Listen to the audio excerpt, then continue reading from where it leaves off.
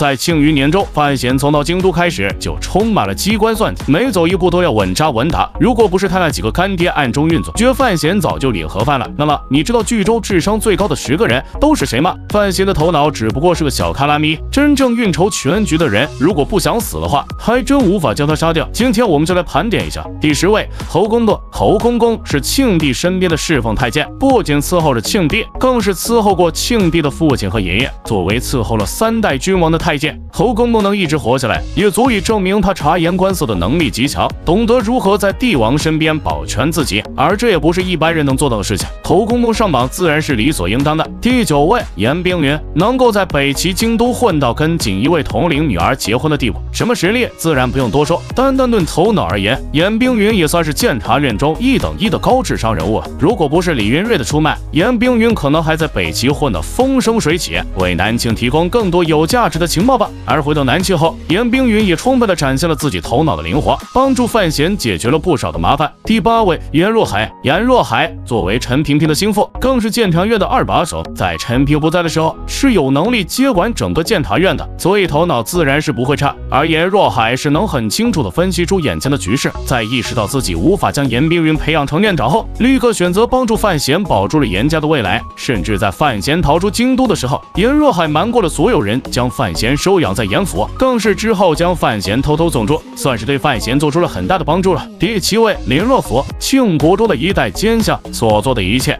其实都是为了林家的生存。在林拱死后，林若甫能很敏锐地察觉到跟范闲有关，但头脑虽然好用，运作的手段就稍微差点了。以成效的实力去对抗范闲，都没能让范闲受到一点皮毛伤害，最终也只能选择为了林家站队范闲了。朱大人，好久不见，小孩子不懂事，朱大人给个面子。第6位，范建。作为范闲的义父，范建这个老狐狸想事情也非常的多，不过大多数的事情都是建立在保全范闲的基础上，他更倾向于让范闲安安稳稳迎娶了林婉儿后，接管内库过安稳的日子，这样起码不会让范闲受到太多的伤害。一直以来，范建也都是如此运作的，奈何范闲始终是有点不让他省心，以至于范建建立做完自己的事情后，选择辞官给范闲建立10家村的内库去了。第5位，范闲。身为作品中的主角，范闲凭借现代技艺的优势，也能够应对一些很复杂的情况，并且很多事情上，范闲都是习惯用现代式思维方式去思考。这种思维方式让范闲躲过了不少的劫难，但同样也是限制范闲的一大要素，因为庆帝等人的思考方向根本是范闲无法解读出来的。所以说，范闲的头脑虽然是很好用，但有利有弊。如果单是拼头脑的话，可能范闲早就被庆帝给玩死了吧，并且到最后范闲也不知道自己真正的敌人是谁。第4位，李云瑞。李云瑞这个人物虽然是有点包，但从他所做的事情上来看，就能证明他的智商非常的高。首先是以一个女子的身份掌控内库，并且是内库走私的最大幕后之人，能将这一切隐瞒得如此好，地位引发太大的纰漏，就不难说明李云瑞并非是有野心没头脑，他可以利用太子和2皇子为自己所用。只不过李云瑞算计了太多，却不知道自己也是庆帝棋盘中的一个棋子。李云瑞始终认为自己是那个搅弄风云的人，实际上他不过是随手可弃的小卒罢了。拍阵马屁的人众多，拍得如此漫不经心。范闲，你是第1人。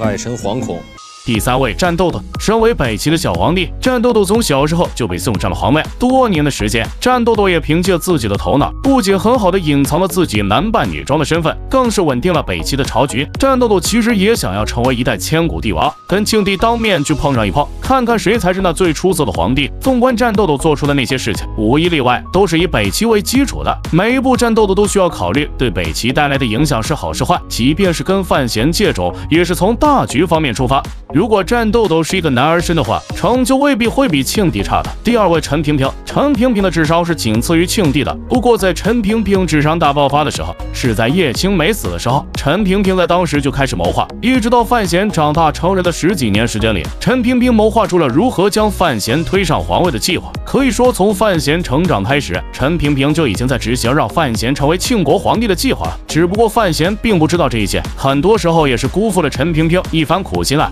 第1位，庆帝。作为叶青梅之子的幕后真正黑手，庆帝做的一切都是为了让自己成为千古一帝，能够将皇权牢牢掌控在自己的手中，并且吞并北齐和东夷城，实现天下一统。可以说庆帝的目标是很宏略的，所以他精心谋划了一切，将叶青梅除掉，防止他危害自己的皇权，然后设计除掉对自己皇位有威胁的人，以及天下的其他3位大宗师，为的就是让自己能成为真正的千古第一人。奈何最终完成了一切，还没开始进行北伐，就死在了范闲和武竹的手中。好了，关于庆余年终智商排行介绍就结束了，大家有什么观点的话，欢迎在下方进行留言。